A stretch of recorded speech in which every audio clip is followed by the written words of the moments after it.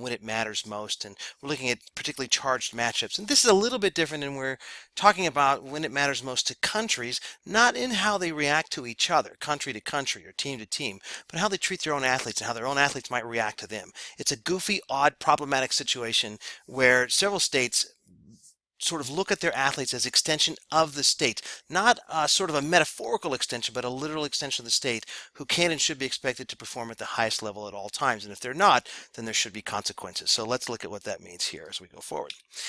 Let's talk about what representation means really. So we use this idea of representation of the state, right? We say that these are international athletes who represent their countries in different events. This is a picture of the Great Britain Paralympic team from 2012. Not the whole team, obviously, but several members of the team.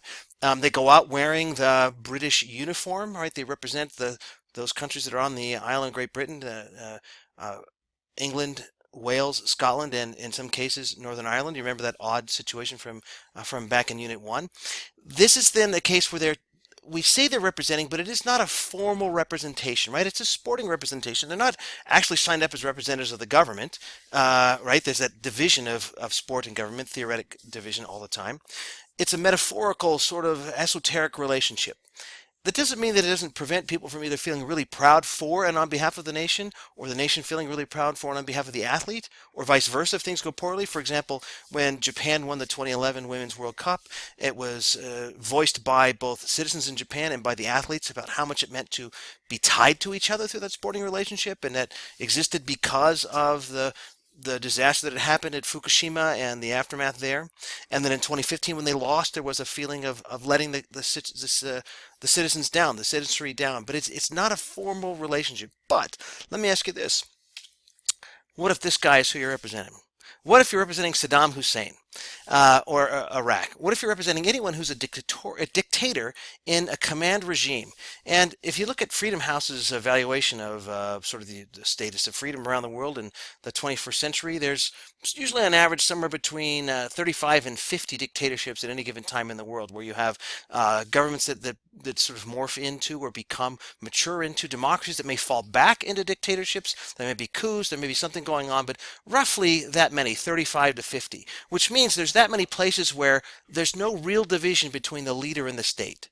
Yes, the President of the United States is the representative of the United States, but we recognize that as go that person does not necessarily go the country, that there's a division between who that person is and who the country is, what the country is. There's a division of the entity. But if you go back into that sort of royal idea that came out of, say, Imperial France, when you had the idea that I am the state, said the king, I am the state, l'état c'est moi, and that's my amazing Portuguese, Spanish, French pronunciation of French, should be very impressed with there. I am the state, that if you are doing something against the king, you're doing something against the state, and that results in something called treason.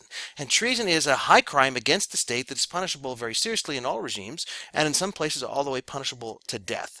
So here's the concept with athletes in Iraq under Saddam, is that with his son Uday Hussein as the sports minister and the head of the Olympic Committee, he looks at athletic performance as an actual performance that represents, not esoterically, not metaphorically, but literally represents the state, and the state is his father, Saddam Hussein. Perform poorly, and you have done that against Saddam. You've done it against the state. And this is sort of national pride run amok. It's this relationship where you are tangibly representing the state, and so if you do poorly, then you deserve retribution. You deserve punishment. So you're going to oppress the athletes in those situations. That's not the only place, Iraq, and I'm going to have you do an assignment this unit where you're looking at sporting linkages where you have this sort of thing happen, and why did they do it? Was it sports to oppress? Was it sport to resist? Was it neocolonial? What was going on? And to identify some of that, I mean, this picture here in the bottom left, if you performed poorly, you had to wear these masks that had spikes inside, and the Iron Maiden, which is a sort of a coffin with spikes inside you'd make people lay in, and on and on and on. And you even persecute athletes, families, if the athlete wasn't doing well. And it's really quite a frightening thing. Now, it's not like it's gone now that Saddam's gone, right? There still are these other dictatorships. Not all of them act the same way, but some of them have some pretty serious consequences. For example, North Korea. After the 2010 World Cup, when instead of winning the whole tournament like their leader said they would, they finished last in the group and were eliminated early. The team and the coach and the rest of the staff were called before the government and harangued, berated for 10 plus hours about how they let everyone down and that they should be ashamed. And they actually busted the coach down to be a peasant farmer, and off he went to work. So that's not torture, but it's that sort of tangible, you let the state down. Now, it's not all that extreme. Oppressive sport can come in different ways. This is Martina Navratilova, who's one of the most famous athletes of my childhood, certainly of my youth. In 1975, she was an 18-year-old Czechoslovakian tennis phenomenon who'd never won a major tournament around the world, but was an up-and-comer. She's sort of a free spirit, and when you were a free spirit in the behind the Iron Curtain, in that sort of influence zone of the Soviet Union, then you were going to be oppressed. One of the things they didn't want her to do was they didn't want her to be gregarious. They didn't want her to be friends with people from the West. They didn't want her to appear to respect other people from other ideologies. They wanted her to represent the sporting success and then the ideological success of the communist regimes in the Soviet bloc, right? And so she eventually, at age 18, so it's eventually not very long, she tires of this sort of oppression that she has and this push, not just on her, but on all athletes in that area, to act a certain way and believe a certain way, and she defects. So she becomes then the most successful tennis player arguably ever. She may be the greatest, depending on how you rank people. She won 9 Wimbledons, 9 single titles. She won 11 more doubles and mixed doubles titles.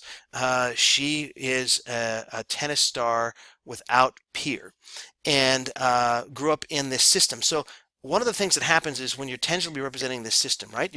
She's representing the Czechoslovakian system, the Soviet bloc system. Her success is supposed to show the success and the validity of the ideology. When she leaves it, then it's this overt rejection. So that oppression can backfire, but that's another level. So you go all the way from the first level, which we looked at with the Husseins, to this sort of oppression of trying to get you to conform a certain way. But you can also take it the other way and resist the state. Resist things through athletics as well. We looked at Tommy Smith and John Carlos last unit. The Black Power Salute, the famous Black Power Salute. That's an example of an athlete resisting the state, and in that case, resisting the sort of racial disparity that exists in the United States, and using that opportunity on the medal podium to express their frustration. So that's not oppression, that's resistance. We also mentioned last unit a little bit about the Basque country and how Spain was one of those hardly a country places. This is the Athletic Bilbao team, I believe is in the 1960s, with the Basque flag. So when you were under Francisco Franco, who was the dictator of Spain from the 1930s all the way till the 1970s, he really clamped down on nationalism, non-Spanish nationalism in particular. And so you had this ability to resist the state through the sporting tie. And it may just be a unique thing, right, that we talked about last unit, where you have Basque players who play for the team, and that's part of your national identity. But in this case, it was resisting the state by playing those players and going out as a de facto Basque team. The other thing that you can do in those sort of situations, you can create double entendres, clever sorts of chants that fans can use in the stands to express support or disdain for the team, which is also at the same time expressing support or disdain for the regime. Something that you could get in trouble and thrown in jail and tortured and perhaps killed for saying outside the stadium, you might be able to get away with saying inside the stadium. Another example is here with this bloody gentleman here on the bottom. This is from a water polo match in the 1956 Summer Olympics in Melbourne. It's a gold medal match. It's known as the Blood in the Water match, where the final of the water polo match came down to Hungary versus the Soviet Union. And what's amazing about this is the very month that this took place, the Hungarians had a democratic uprising where they had sort of said they were going to cast off the Soviets and they were going to leave the Soviet bloc and move into more of a Western orientation. The Soviets invaded Hungary, crushed the rebellion, and when the water polo team, frankly, the whole Olympic team got to Melbourne, they learned that this was ongoing, and so you had this occupation where people were being killed, and martial law was being instituted in Budapest, Hungary, by the Soviets, while the Hungarians and the Soviets played water polo against each other, and that he sort of coalesces the conflict into the pool. And by the end, when the Hungarians were going to win the gold medal, there was well, water polo is kind of a brutal sport to start with, but there's some really nasty things going on in the pool, and there's blood in the water. But it gives these chances to resist the state, athletes to resist the state. And in this case, it was clear that the Soviets were de facto in control of the Hungarian state, and this is their attempt to resist. So let's see if there's another thing we can look at. Let's look at defecting a little bit more. So defections are interesting, and there's something that we don't pay much attention to any longer. This summer, this is the summer of 2015 when I'm recording this, there have been several defections of Cubans to the United States or to other places in the West, but generally speaking to the United States. There's been a number of soccer players defect, 6 in something called the Gold Cup, the CONCACAF Regional Championship. There have been athletes in the Pan American Games, which are held in Toronto, Canada, that regional games that have been defecting. Defections are now not as well known as they used to be. But the idea was that you had these amazing athletes who would abandon their countries where they had been oppressed. Then they would use their ability to be an athlete to resist through defection, essentially casting aside your homeland, your family, your all your possessions, and leaving for the United States. They then would become people who were roundly mocked for looking for money and opportunity, but basically cast as greedy capitalists as opposed to folks who are looking for freedom and to have some other sorts of opportunities.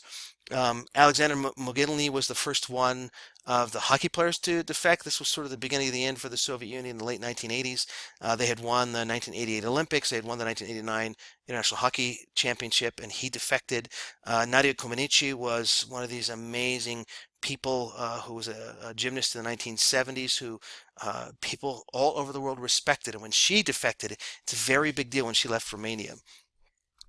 Not all the defection sort of set up a situation where it became an ideological argument about whether, say, the Cuban pitcher was looking for freedom or fleeing oppression, or what was actually going on. But it's one that led to very interesting ideological conversations throughout the 20th and 21st centuries. Basically, we're not just talking now here about playing, right? That you're having playing between multiple teams or multiple countries. You're talking about traveling being important, right? So it was how did Navratilova act when she was traveling?